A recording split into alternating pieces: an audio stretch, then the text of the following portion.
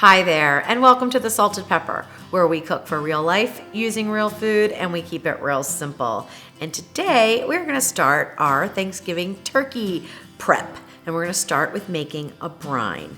Now, if you have never brined your turkey before you either roast it in the oven or like we're going to pressure cook and air crisp it in the Ninja Foodi, I really urge you to give it a try just once. It really makes a big difference in the moisture and the flavor of the turkey meat. So I love to do it. I use a recipe from the Pioneer Woman for her turkey brine, and it is absolutely fantastic. It works perfectly every single time.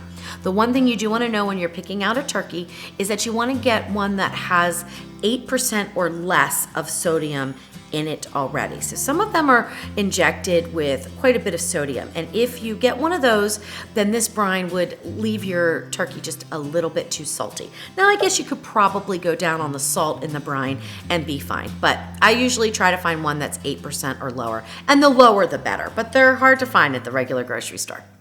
So today I'm using the 8-quart Ninja Foodi. But that does not mean you cannot do this in the 6.5 quart. You can, and I have done it.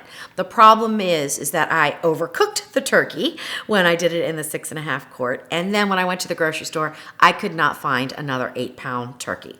So for the 6.5 quart, you will want an 8-pound turkey. For the 8 quart, I got a 10-pound turkey, and that fits in just fine. But you could do an 8-pound turkey in the 8 quart as well too. So an 8-pound turkey is probably the best size. So anyway, let's get started with making the brine. What we want to do is, for this recipe, you can turn the Ninja Foodi on and start the sear saute right now.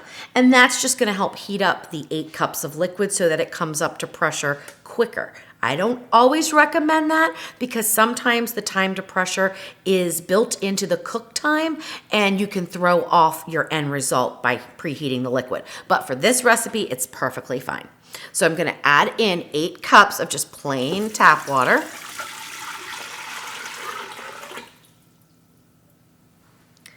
And then I'm going to add in 1 cup of apple cider. Now, I made this apple cider from scratch, and if you're interested in that recipe, it is in my fall cookbook, which you can get on my website, which is thesaltedpepper.com. It's a digital cookbook, and it's full of fantastic recipes, including this apple cider. However, if you don't want to make your own apple cider, you can certainly purchase the kind in the store that comes in a jug. It'll be perfectly fine. Next, we're going to add in 1/2 of a cup of sea salt. This is fine grind sea salt, and I know that seems like a whole lot of salt, but we're not going to be using this liquid for anything but brining, and we're going to rinse the salt off at the end, so you don't have to worry. You're not going to be consuming this amount of salt.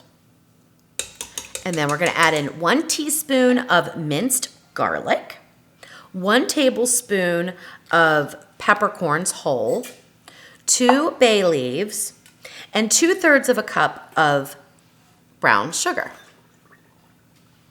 Then the last thing I'm going to add in is some rosemary. Now you could use dried, and I think I used 2 teaspoons when I used dried before, but I have some fresh, so I'm going to go ahead and use that. This is about 2 sprigs of rosemary, so just throw those in.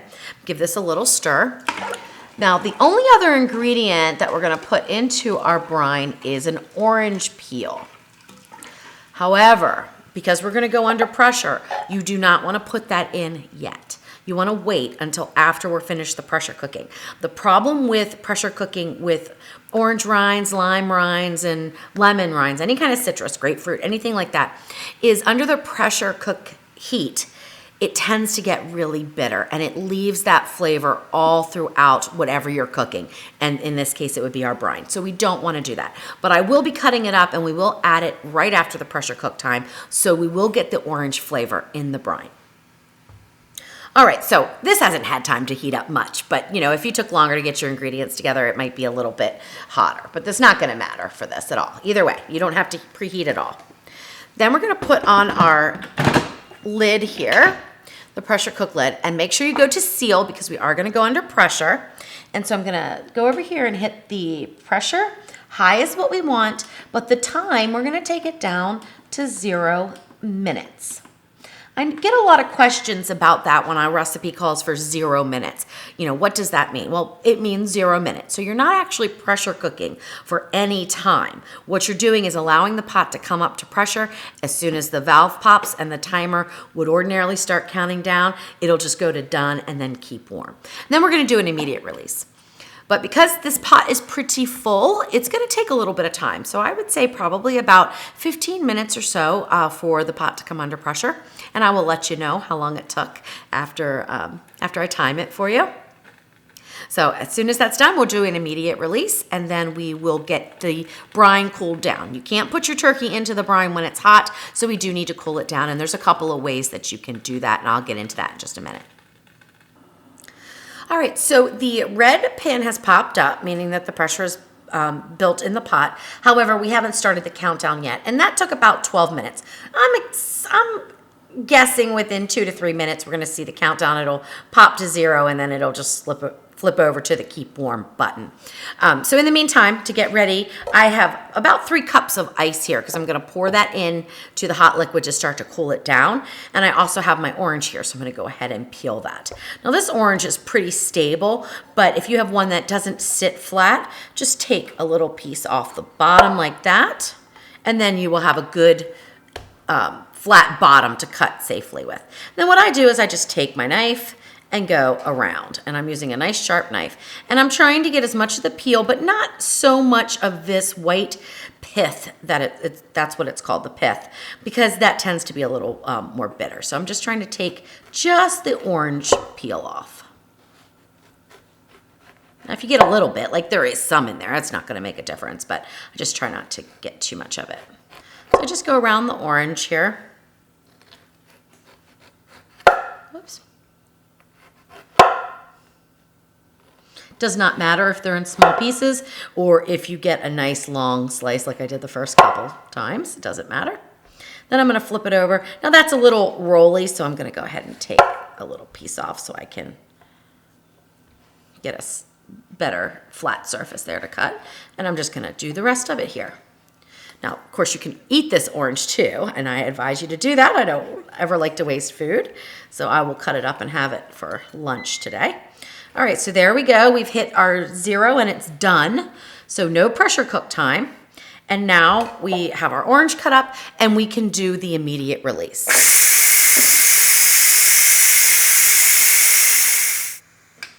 All right, so the pin just dropped. It's been about 3 minutes, so expect that it'll take 2 to 3 minutes to release the pressure. There's a lot of steam built in there. All right, so now we're gonna open the lid, do that away from you so that you do not get any kind of steam burns.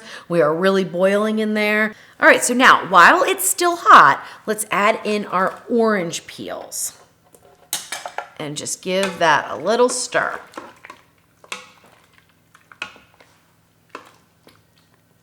Then we're gonna add in our ice and start bringing it down in temperature.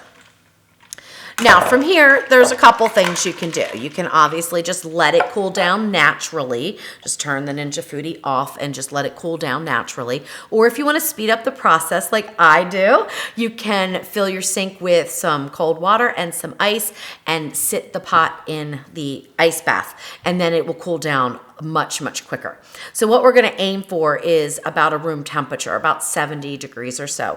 Now it can be colder, that's no problem, but you don't want it much hotter because when we put our turkey in, we want it to cool down in the refrigerator pretty fast because we don't wanna have it at a temp that could breed bacteria or anything like that. But getting it down to about room temp will be fine, and then we will put our turkey in and let it brine, and you wanna brine it for 16 to 24 hours. So as soon as this cools down, I'll show you how to get your turkey in. So the brine has now come down to about 70 degrees, and so we are good to go with getting our turkey in and getting it into the refrigerator for the turkey to brine for 16 to 24 hours. So what I did with the turkey is I took it out of the packaging because, you know, it comes in like that vacuum sealed bag. So I took it out of that and put it in the sink. And I like to rinse my turkey and chickens off in the sink pretty well, and including inside the cavity. I know there's some controversy about that, and they're saying that don't do that because it'll spread salmonella. I bleach out my sink and I'm not worried about that, but you don't have to clean it out, but you do want to get the insides out. If you have a turkey that has the giblets and the neck in there, you want to get those out before we go into the brine. So I have my 10-pound turkey here, and I've got the 8-quart. Remember, you can do this in the 6.5-quart, but you need to make sure you have an 8-pound turkey or less, or it's not going to fit. And I also have the sling that I'm going to use. This just makes it easy to pull the turkey and the chicken out of the pot when it's done. You do not have to use it. You can certainly just put the turkey right in without it, but it just kind of gives you some handle, so I'm going to do that. So what I want to do though is, because the brine I really want on the breast meat mostly, so I'm going to turn my turkey over. And I'm going to position it because when it sits in the pot, it's going to lift up some. So I'm going to go ahead and position it so that the breasts are right on the bottom of this trivet or sling. And then I'm just going to lift it into the pot here and get it as far down as you can get it. And you might have to push it down some. And now, oh, you know what? Let me push this forward. I don't want to sit at the bottom of my pan or my pot in there. So now what we need to do is fill it up the remaining of the way with some water. And that's what I have right here. It's just regular tap water. I made sure it was cold, so it's also going to cool down our liquid. And I'm just going to pour it in. I'll do a little mess here until it gets almost to the tippy top. Now this would actually sit better in this pot. When I did it before with the 6.5-quart, I did not use the sling. And you know what? I'm going to change my mind because I really want this submerged. So even that little bit of raised area is just going to not allow the brine to get all over. So I'm just going to pull it out. You know, things happen, right? So I'm going to pull it out, make sure it kind of drain out most of that brine. Pull this off. I'm still putting the breast side down. Put back in. Oh, you can smell this already. It smells so good. I'm going to put back in all the seasonings and put the turkey in without the sling. It's fine to cook it with the sling, which we probably will do, but I want to brine it without it because I want it to be as submerged as I possibly can. I still, even with using the 8-quart, I would probably try to get an 8 to 9 pound turkey, but we are going to do our best to make sure this works. All right, now I've got a silicone lid. You do not have to use this. You could put the pressure lid on top, but make sure if you do that, that you clean your seal, bleach your seal, and wash it in the dishwasher and clean your lid really well. But I'm going to use the silicone lid that I have because it will pop right on, and even though the turkey's sticking up a little bit, it still goes right over. So this is a perfect way to store food that's in your inner pot if you want to, you know, store it in the fridge and then heat it up later on. So, but it's going to work great for our turkey too. So that's what I'm going to use. And this is available in my Amazon store, so I will link to that below for sure. It's just a silicone lid, and it works. It works really well. All right, guys, so now we're gonna get this into the refrigerator for about 16 hours, and then we're gonna cook up our turkey. All right, so our turkey has been in the brine for about 16 hours. Now you can brine your turkey 16 hours or up to 24 hours, but you don't want to go much longer than that or the meat can end up too salty. So definitely just about 16 to 24 hours is all you want the turkey to sit in the brine for. And even if you're not going to make the turkey in the Ninja Foodi, you certainly can do the brining process and then cook it in the oven like you usually do. I guarantee you will love the outcome. It is so moist and tender and delicious when you brine your turkey. All right, so now that it's been brined, it's been sitting in there almost completely submerged for the 16 hours. Now I'm going to take it over to the sink and I'm going to dump out the brine and give the turkey a good rinse. You want to rinse off all of the excess brine that's there so that you don't have a salty end turkey. So we're going to do that, and then I'll bleach out the sink, of course, and then we will get the turkey stuffed with some aromatics, and then we'll get it into the Ninja Foodi to pressure cook. So I rinsed the turkey really well inside the cavity and outside on the skin, and then I just sort of let it dry a little bit. So it's pretty dry right now to the touch, and that's what you want when we put our seasonings on. Even though we're going into a wet cooking environment, you still want to season the turkey before you pressure cook. And we're also gonna stuff it with some aromatics, like I said before, and some celery and onion and a little bit of citrus. I'm gonna go ahead and use an orange since that's what we used in the brine, but you could use a lemon or even grapefruit, any kind of citrus you wanted, or you could omit it too. So what I have here is they're small stalks of celery here, and I'm just gonna stuff them into the cavity. Now it's important when you're stuffing the bird that you don't stuff it too much. We don't have a lot of wiggle room even in the 8-quart with this big 10-pound turkey. So you don't want to stuff it too full. So I'm just going to put it in until I think that it's not like raising this any. I don't want to raise it up and make it even bigger. I have 4 cloves of garlic that I just peeled. You don't need to even smash them or anything like that. And I just have half of an onion. I'm going to try to fit in there. And some of these orange slices.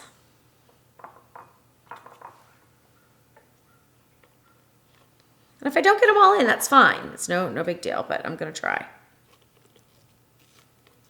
And then if you get it into the pot and it is too big, too full, which this doesn't seem like it's doing anything to increase the size, so I think we're good. But you can just always take some out. All right. That looks good. Then I'll just set this right here. All right, I think we got it all in. That's perfect. Just set those right in there. You also want to put some rosemary in, and I'm going to use the rest of this package since, first of all, my hands are dirty, but it's not that much here. So this is about 2 sprigs of rosemary, and I'm going to put those in. I think the rosemary is really important, and it should be fresh that goes in the cavity. I think this really, really makes a great flavor of your turkey. But if you don't like rosemary, you could use thyme. Thyme would work as well, or a combination of rosemary and thyme. Now, I removed the citrus because I really want that rosemary in the cavity, and I don't want it to fall out into the broth, because that is one thing that you don't want, is you really don't want the rosemary to fall into the broth. It's gonna probably over season your broth that we're gonna make. Or I guess you could, for gravy or whatever you wanted to use it for, soup, whatever. That one little piece. Okay, there we go. All right, so let me get my hands washed up, and then we're gonna talk about the rub that I'm gonna put on the turkey. All right, so before we get the rub on the turkey, I am just gonna take a little paper towel, and any place where I see there's some moisture still, I'm just gonna go ahead and get that off. That is really gonna help the seasoning adhere to the skin and better flavor the outside of the bird, and even the inside, because this seasoning does help flavor the meat as well. All right, so let me wash my hands again, and then we're gonna talk about the rub that we're gonna put on. Okay, so for the turkey rub, I blended up my own seasonings. They are fantastic. However, you don't have to use them. You could use salt, pepper, you could use, dried thyme, you could use dried rosemary. Whatever you want to use is fine on the outside of the turkey, but you do want to season it. So I have a seasoning blend. You're welcome to try it out. It is delicious, but again, you can make it however you want it. I do recommend, though, that you only use dry spices for the outside. So don't use fresh rosemary and things like that. Just isn't going to work out as well. All right, so what I have here in my seasoning blend is 4 tablespoons of paprika, 2 teaspoons of poultry seasoning, 2 teaspoons of garlic powder, 4 teaspoons of sea salt, 2 teaspoons of red pepper flakes, 1 teaspoon of rosemary leaves, which are crushed, and 2 teaspoons of black pepper, which is the coarsely ground black pepper that you can either buy. I think it's called restaurant pepper, or you can freshly crack your own pepper, or you could use regular fine grind pepper. It's not going to make that much of a difference. So that's what I have in here. Now that is a lot of seasoning. We're not going to use it all right now. So what I'm going to do is just mix it up so that it's all blended, and I'm going to only reserve half and save half for later. We may not use it all, but it's always good to have a little extra on hand. You don't want to run out and have to blend it back up again. It smells so good. This is a great seasoning, really.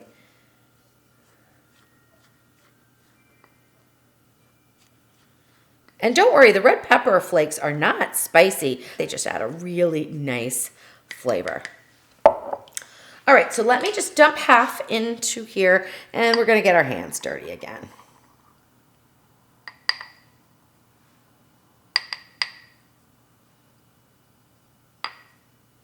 That looks about right. There's a little more in here, but that's okay. We'll use less the second time around anyway. So, all right, here we go. Time to get our hands dirty. What you want to do is just sprinkle the seasoning all over and then pat it down. And definitely go into the area where the wings kind of flap. Get that nice and seasoned in there. All right, so that's good. You do want to season the underside. Not quite as important as the breast, but I do want to get it seasoned. And I'm just going to sprinkle it. I'm not as worried about this side at all, but you do want to get it seasoned. And that looks good. All right, let's flip it back over and finish up. Let's get the legs all seasoned up here.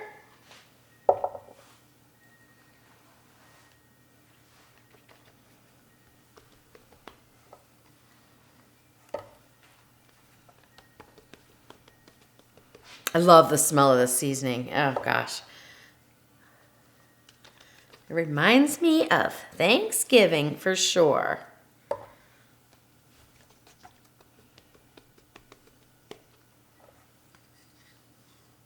All right, that looks good. We're well seasoned.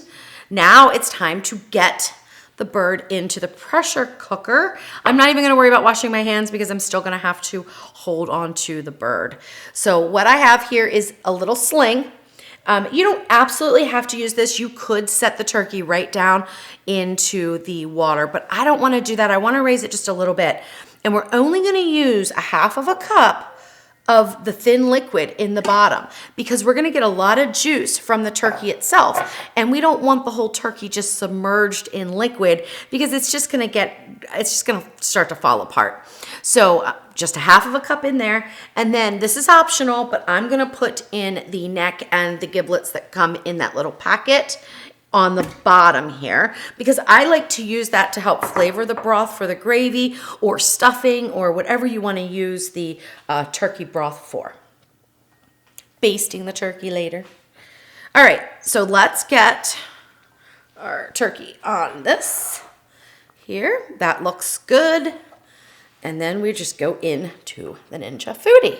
Now this is the 8-quart Ninja Foodi. I think I mentioned that before. You would not be able to put a 10-pound turkey into the Ninja Foodi, the 6.5 quart. It will not fit, but you can do an 8-pound turkey in the 6.5. So if you're lucky enough to find an 8-pound turkey, you are good to go. I'm gonna give you some guidelines for cooking based on my experience and my mistakes because I've overcooked the last turkey that I did. So I'm gonna give you those in just a minute, but let me wash my hands first and then we'll get the pressure lid on and get this baby under pressure. All right, so what I'm gonna do here is just sort of tuck these down underneath. The reason why I'm doing that is because when I put the lid on, I really don't want these to flap over and touch the breast because I don't want it to have the seasoning rub off on it or anything like that. So definitely wanna do that. And then we put on our pressure lid. And it fits, so that's a good thing. That means we're in business, we can go under pressure. All right, so we're gonna put the valve to seal and we're gonna turn the Ninja Foodi on. We're gonna go to pressure, high is what we want, and we're gonna go for 25 minutes. Can you believe that? 25 minutes. And it's gonna take probably about 10 minutes or so for the pot to come under pressure, and we are gonna natural release for 15 minutes. But this turkey is gonna be fully cooked in under an hour, and that is incredible. What you can do also is if you wanted to pressure cook the turkey and then just put it on a roasting pan and put it in the oven to roast, you certainly can do that. So you could make the turkey, the morning of Thanksgiving or even later in the day in the pressure cooker and then roast it up in the oven. But I'm gonna give it a try to roast it up using the tender crisp lid because that's the beauty of the Ninja Foodi is we can go from pressure cooking to air crisping. So we're gonna try that with this bird and see what kind of results we get. So let's talk about timing, because this is an interesting thing, and how I came up with it. And really, I'm guessing. I mean, I'll be completely honest with you. I'm guessing based on experience.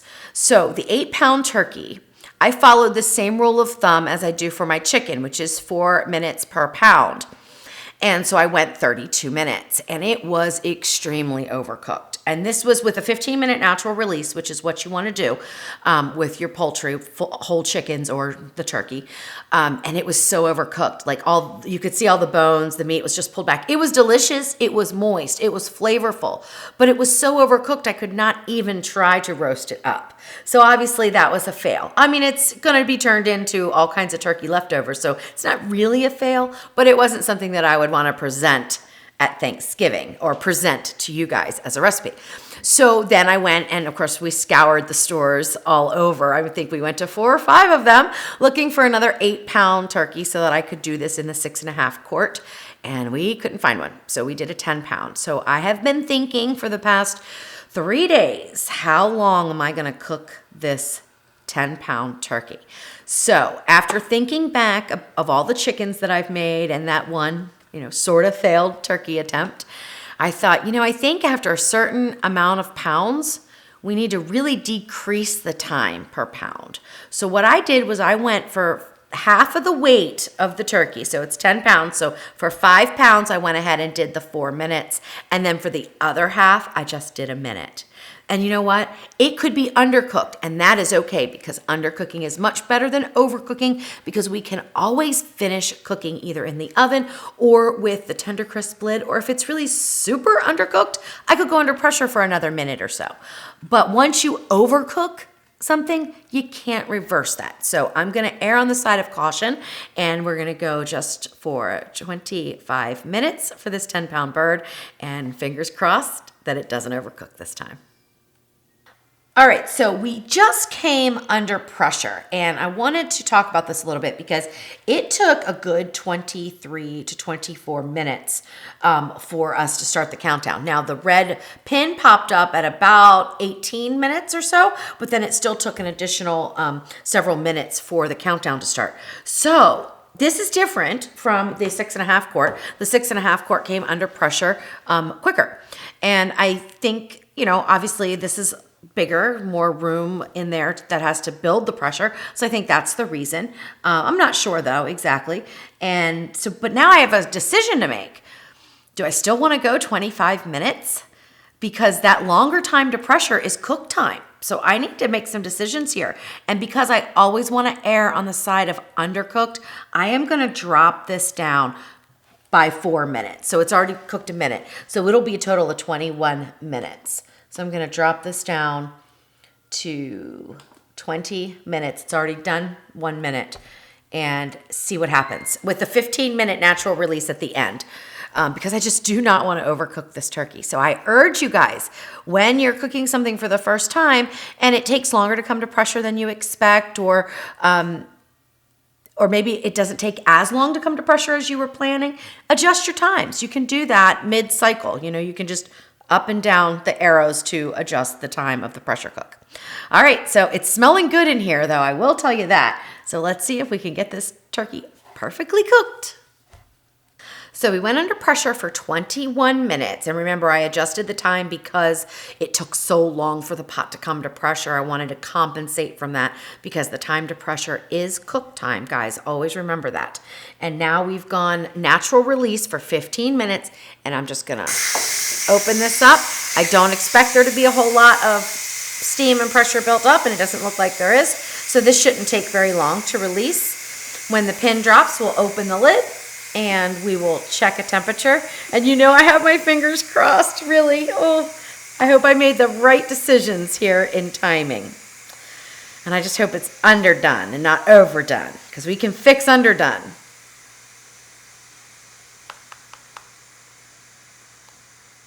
I do also advise that you invest in a kitchen thermometer. This one is not an expensive model. It's a Thermo Pro.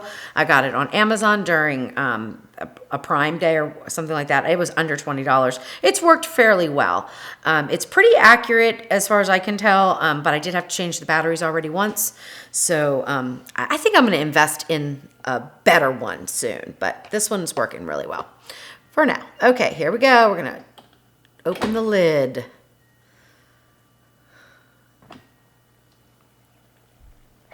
All right. It looks good. Now I can see a bone coming out here and I can see some of the leg bones, which tells me it's probably fully cooked. Let's take it out though and see. So I'm just gonna, I'm gonna use gloves to get it out, but I just want to pop these so I can grab a hold of it better. So let's bring it out onto our cutting board, and then we're gonna get the juice out. I'll take a temperature, but I can pretty much tell that just air crisping it is gonna finish it up because it looks like it is pretty much cooked. So that's pretty good. So we're doing this in under an hour, which I'm excited about. I might have even dropped the time down a little bit more. And this sling is working perfectly, absolutely perfectly to get that out. So that makes me very happy that I decided to put that in there. I would not advise just putting it in the bottom. I mean, you could, but I wouldn't advise that because it's going to be so hard to get out. I mean, you can use something like this, but you're most likely going to, kind of break up your turkey a little bit. All right, so we are going to do a temperature, and we're going to go in right beside the breast into the leg area. You don't want to take a temperature where you're hitting the bone. That's very important because the bone will be hotter and it will read a higher temperature than the actual meat. So we want to go in right about there and get a good temp, and we are completely cooked. We're at 186. This is amazing. I think that I would do a 10-pound turkey. I would take that time down to 18 minutes, guys, from 21, because we are completely cooked. And I'm liking the look of it. I mean, I wish this wasn't exposed, of course, but you know what? All in all, I'm loving it. It looks beautiful. So, all right, so let's get this strained out, and I'm gonna put it into here, and then I'm gonna decide how I'm gonna crisp this up a little bit, because I do want to crisp up the skin some. Now that's optional, you don't have to do it, but I do wanna try to do that and get it like a nice golden brown and baste it a little bit. I think that's gonna be perfect. I'm really excited. It smells so good.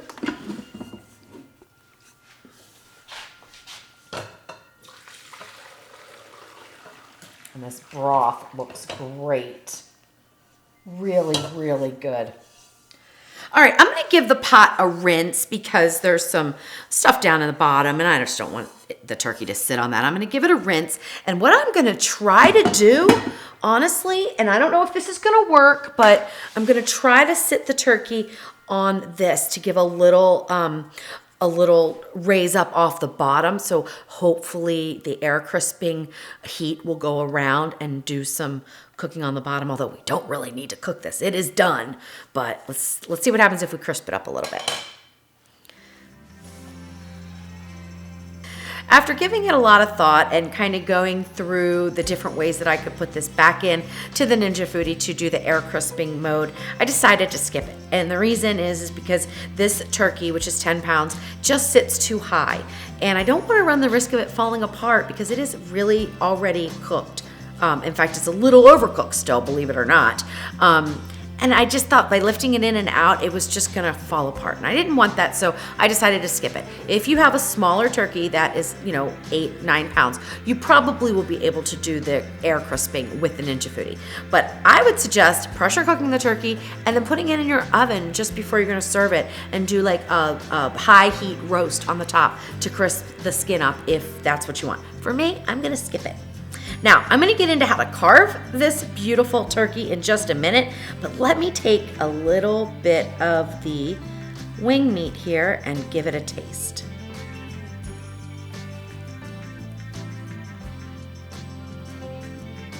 Wow. That is unbelievable. Wow. That's all I can say. It is so moist and so tender and so flavorful. That's definitely the best piece of turkey I think I've ever eaten in my life. Wow, that was good. I am so excited to carve this up and try some of the breast meat. I'm gonna do that in a separate video for you guys. So right when this video is over, click right over there and you can see how to carve up a perfect turkey.